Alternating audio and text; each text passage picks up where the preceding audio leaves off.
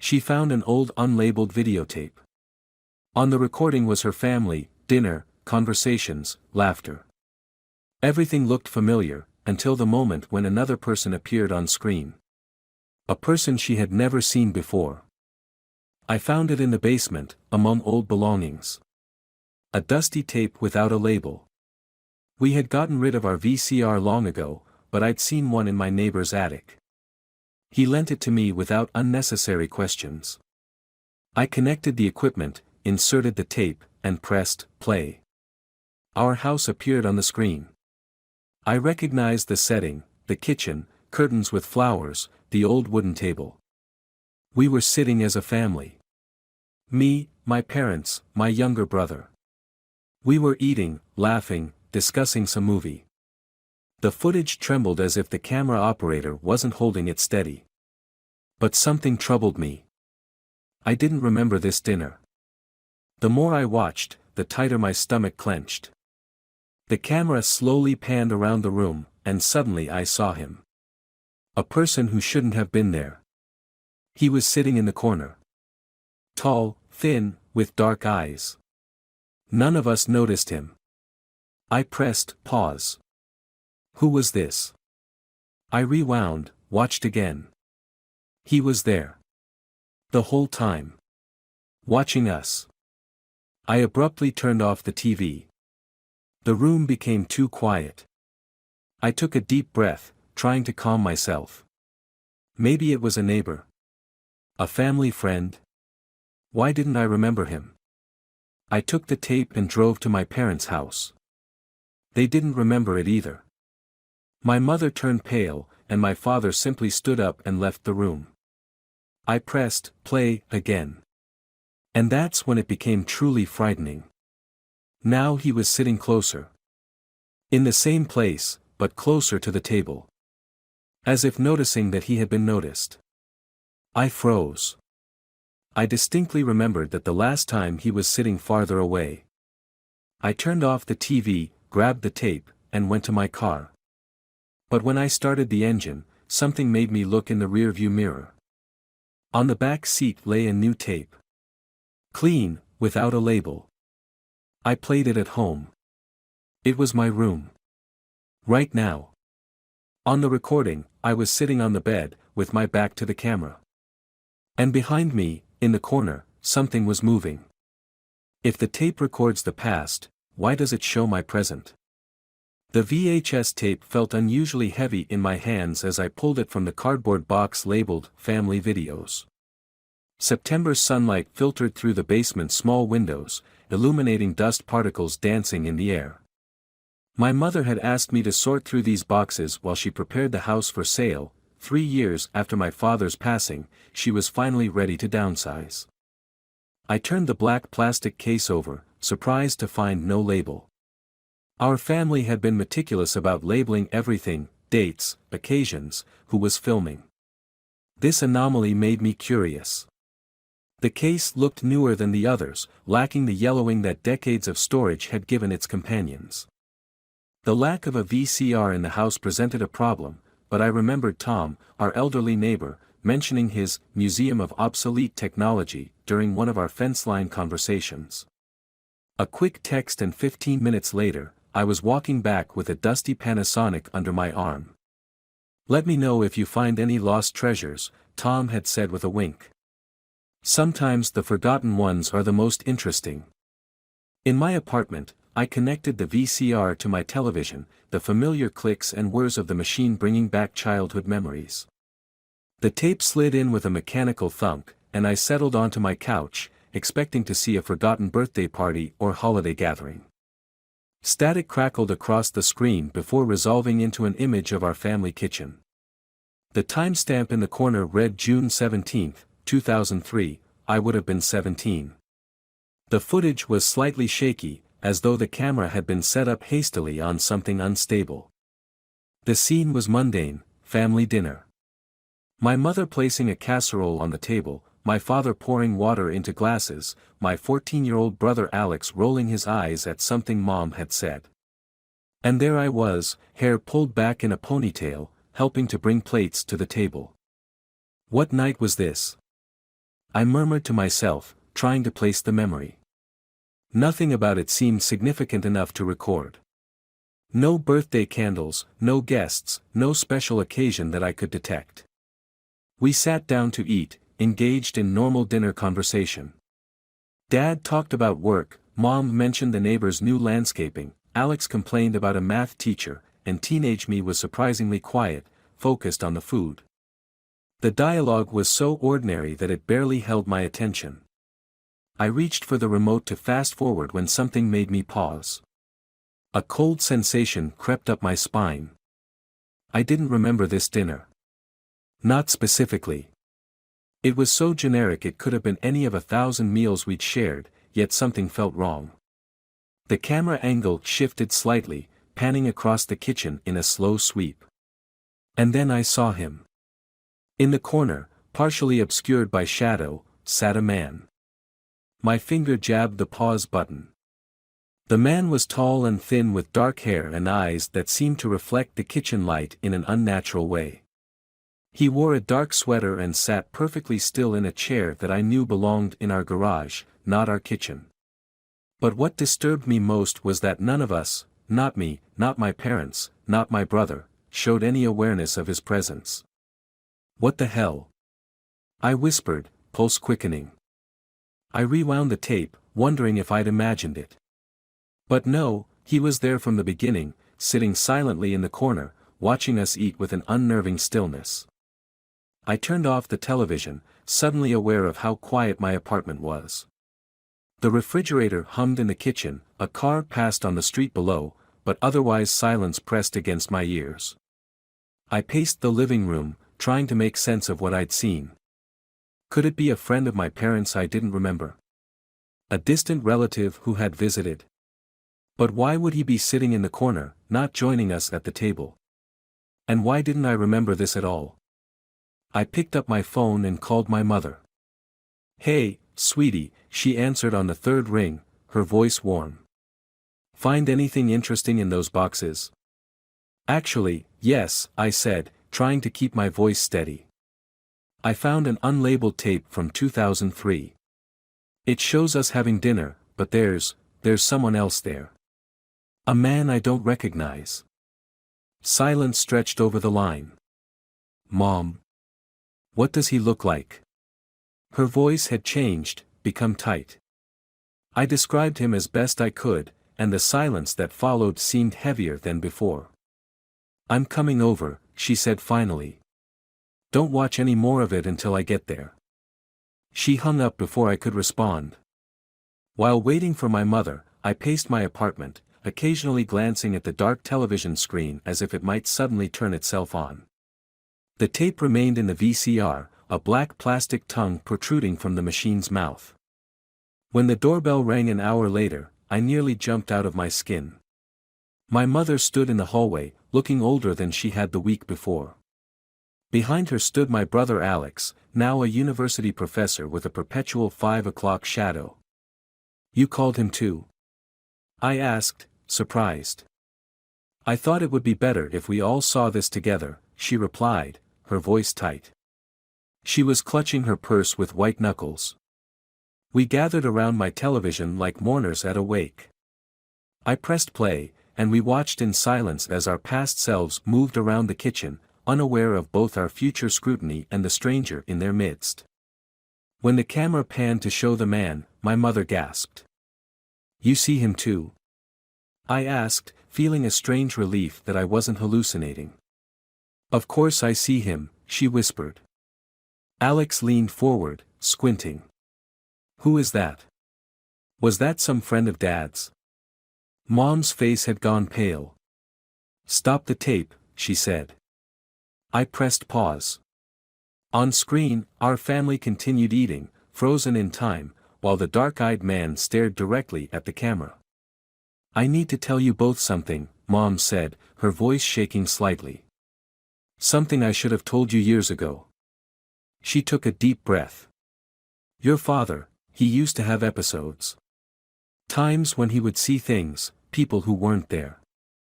Alex and I exchanged glances. "What are you talking about?" he asked. "Dad was never." I mean, he wasn't mentally ill. Mom supplied. No, not in the way you're thinking. The doctors never had a name for it. It started after his brother died when they were teenagers. He would occasionally insist there was someone else in the room with us. He described seeing a tall, thin man with dark eyes. A chill ran through me. But Mom, we can all see him on the tape. That's what I don't understand, she said, her eyes fixed on the frozen image. Your father was the only one who ever saw him. The rest of us never did. Until now.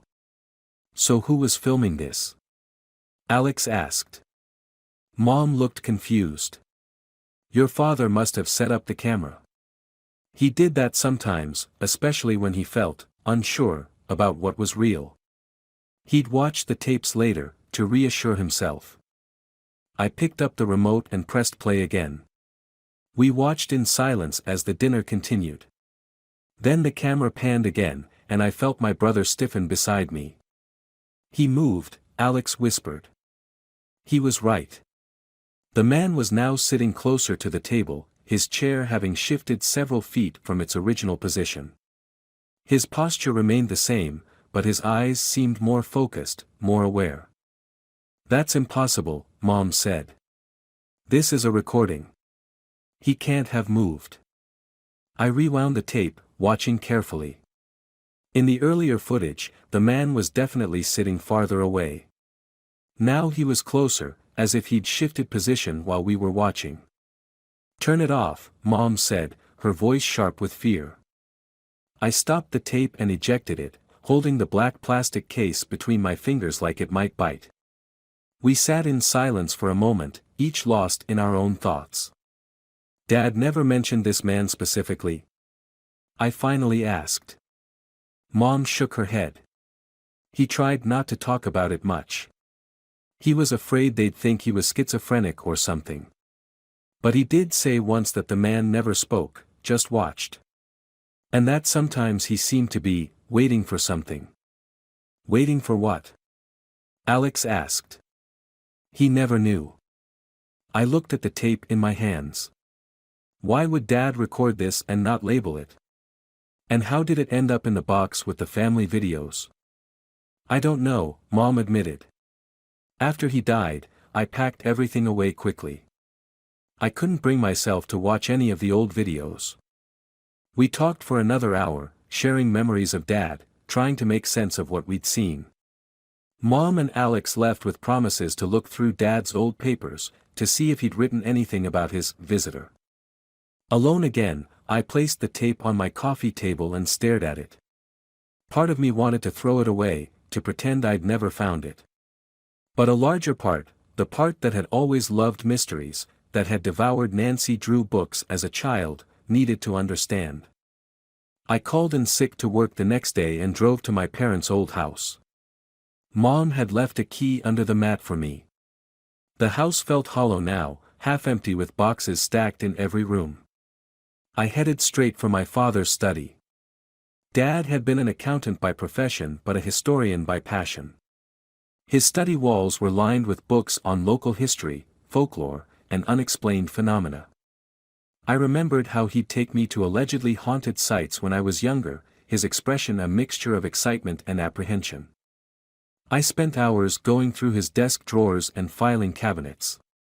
In the bottom drawer, beneath a stack of tax returns, I found a small journal bound in worn leather. The first entry was dated 20 years before I was born. I saw him again today, it began. Standing by the window in my bedroom. He never speaks, never moves while I'm looking directly at him.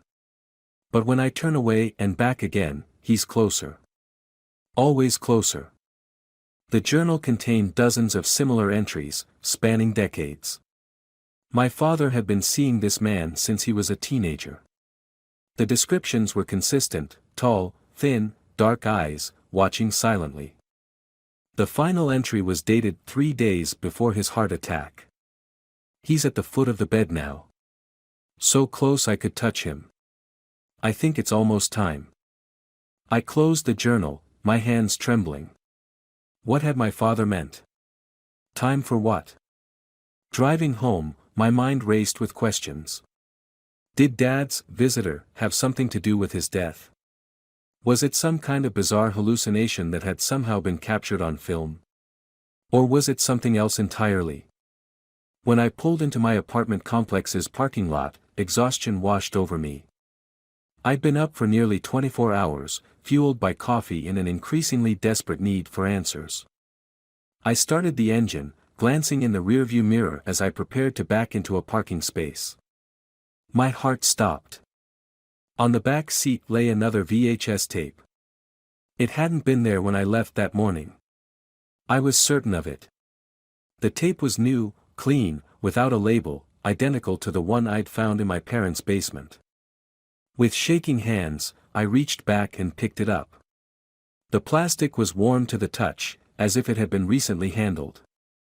In my apartment, I stood for a long time just holding the tape, afraid to see what it contained. Finally, I slid it into the VCR and pressed play. Static gave way to an image of my bedroom. The timestamp showed today's date and current time. The camera angle was from the corner of the room, pointing toward my bed. And there I was, sitting on the edge of the bed, my back to the camera. But that was impossible. I was standing in my living room, watching this. A cold sweat broke out on my forehead as I stared at my own back on the screen. The me on the video sat perfectly still, not moving, not turning. And then, in the corner of the room, a shadow shifted. Something was moving there, something tall and thin, edging closer to the bed where my doppelganger sat.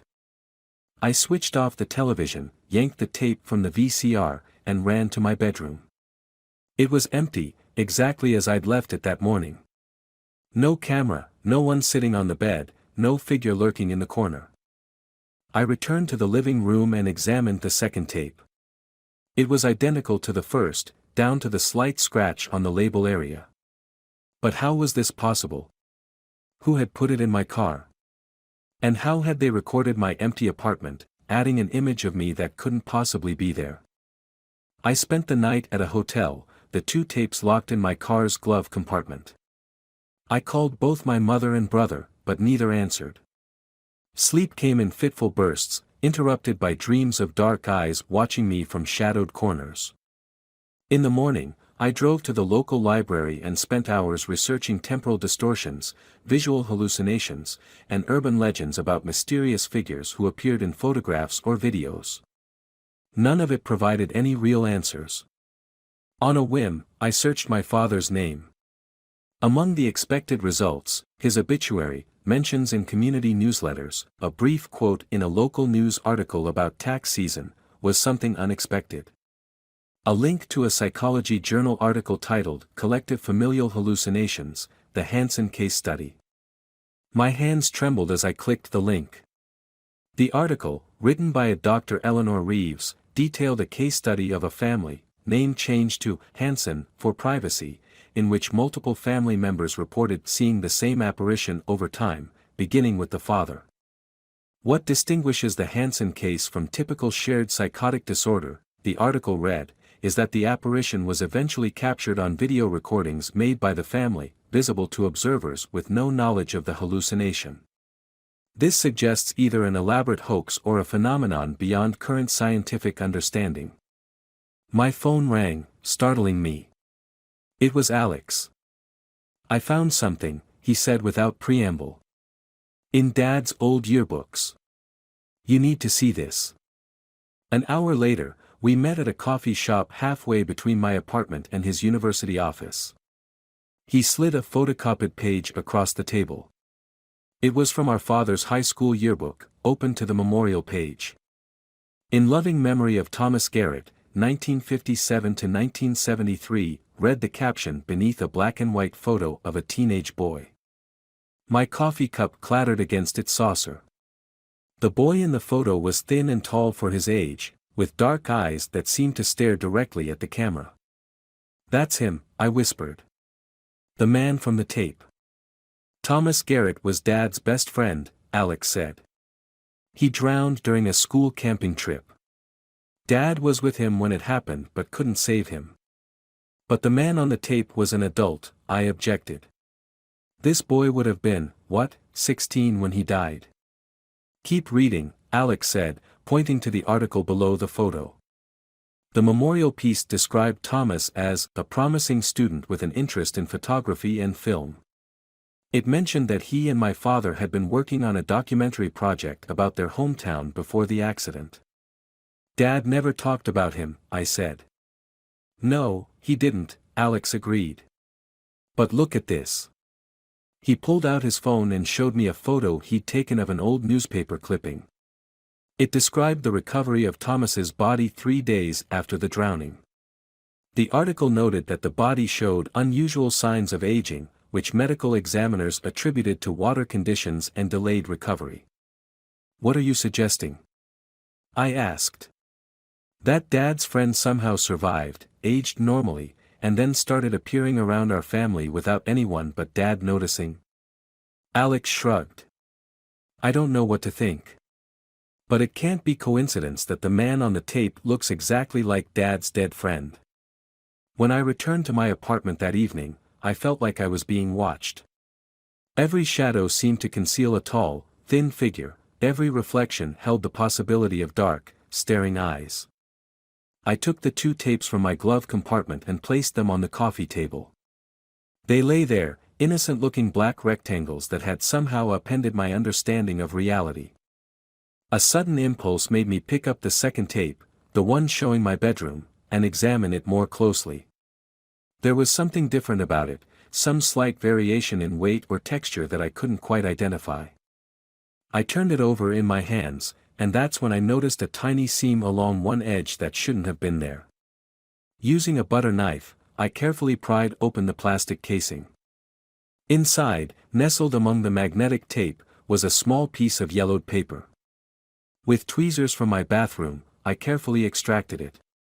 The paper contained a message written in faded ink: "Time isn't what you think it is. Neither am I T.G." I dropped the paper as if it had burned me. T.G., Thomas Garrett. Had my father's long-dead friend somehow placed this message inside a tape that had appeared in my car? I called my mother, demanding answers she didn't have. Yes, she knew about Thomas Garrett. Yes, Dad had been devastated by his death. No, she had never seen him or his likeness around their house. No, she had no explanation for the message. That night, I couldn't sleep. I tossed and turned, my mind racing with impossible theories. Around 3 a.m., I gave up and went to the living room to watch television, hoping it would distract me. The VCR light was blinking, indicating a tape was inside. But I hadn't put either tape back in. With a trembling finger, I pressed eject. The machine whirred, and out came a third tape. Identical to the others. Unlabeled. Impossible. I almost didn't watch it. Almost threw it out the window or smashed it with a hammer. But the need to know overcame my fear. The screen showed my father's hospital room, the day he died. I recognized it from my own memories: the beige curtains, the rhythmic beeping of monitors, the antiseptic smell almost palpable through the screen. Dad lay in the bed, eyes closed, breathing labored. Mom sat beside him, holding his hand, her back to the camera. Alex and I were not in the frame. We had arrived at the hospital too late, after he was already gone. And there, on the other side of the bed, stood the man. Thomas Garrett, somehow both 16 and 60, watching my father with an expression of infinite patience. As I watched, my father's eyes opened. He turned his head and looked directly at Thomas. A smile spread across his face, not the grimace of a man in pain, but a genuine smile of recognition and welcome. Thomas extended his hand. My father reached out and took it. And then, somehow, there were 2 figures in the hospital bed: my father's body, now still and silent, and another version of him, standing beside Thomas Garrett, looking younger and healthier than I had seen him in years. The 2 men turned and walked toward the corner of the room, fading from view. The tape ended, returning to static. I sat in silence, tears streaming down my face. What had I just witnessed? My father's death. His transition to somewhere else.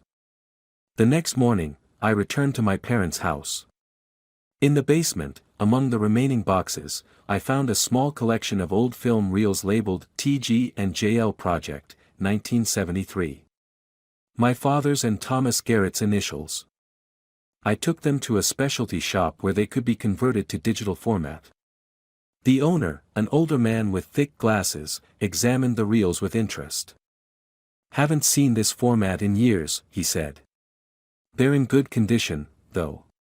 Should be no problem to convert them." 3 days later, I received an email with the converted footage. It showed two teenage boys, clearly my father and Thomas Garrett, experimenting with various camera techniques. In one segment, they discussed theories about capturing temporal anomalies on film. "If time isn't linear but layered," young Thomas said, looking earnestly into the camera, "then maybe we can capture moments where the layers overlap. Moments where past, present, and future exist simultaneously." My father laughed off camera. "And how exactly do we do that, Einstein?" Thomas smiled. "I'm working on it. But think about it, Jack, what if we could see beyond our own moment in time? What if we could communicate across those boundaries?" The final segment of footage showed Thomas alone, speaking directly to the camera. "If you're watching this, it worked," he said. "I don't know who you are or when you are, but if you can see me, then the boundaries between moments aren't as solid as everyone thinks." He paused, looking down at his hands, then back at the camera with those intense dark eyes. "Time isn't what you think it is. Neither am I." The same words that had been hidden in the tape. "I've spent months researching temporal theory, quantum physics, anything that might explain what happened. I've spoken with parapsychologists, film experts, even a self-proclaimed medium. None could provide satisfactory answers. The tapes sit in a safety deposit box now. I haven't watched them again, though sometimes I'm tempted. Yesterday, I was reviewing old family photos and noticed something I'd never seen before. In the background of a picture taken on my 5th birthday, partially obscured by a doorway, stands a tall, thin figure with dark eyes. He's been there all along, watching from the periphery of our lives. Sometimes I think I catch glimpses of him in reflections or shadows. Never directly, always at the corner of my vision. And sometimes, when I'm alone in my apartment, I hear the mechanical whir of a camera. If these tapes somehow record moments where time overlaps, where boundaries between past, present, and future blur, what does it mean that they've found their way to me? If Thomas Garrett found a way to step outside of linear time, to exist between moments, is he still watching? Still waiting? And most troubling of all, if the tape shows my present, does it also show my future? I keep checking my rearview mirror now, half expecting to find another unlabeled tape. And I wonder, if I do find one, should I watch it? Or are some boundaries better left uncrossed?